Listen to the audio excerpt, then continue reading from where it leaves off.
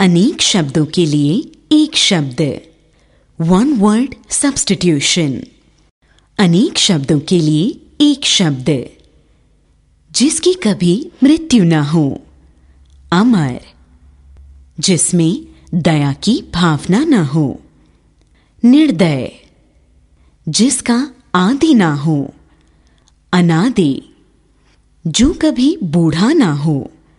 अजर, जो दिखाई ना देता हो। अदृश्य, जिसकी तुलना ना की जा सके।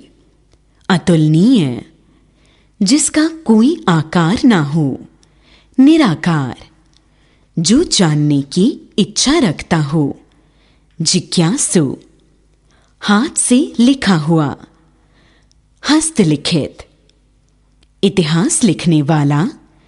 इतिहासकार, जो गणित का जानकार हो। गणितज्ञ, जो अधिक बोलता हो। वाचाल, जहां जाना कठिन हो।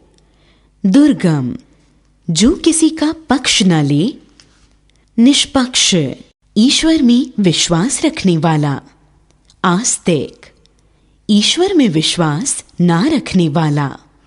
नास्तिक, जो बिना वेतन का काम करे।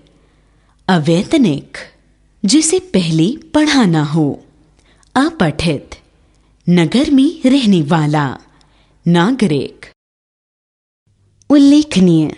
बच्चों, कल्पना करो कि अनेक शब्दों की जगह पर एक शब्द प्रयोग करने हेतु उपलब्ध न होते तो हमें अपने विचार मौखिक अथवा लिखित रूप में व्यक्त करना कितना कठिन होता।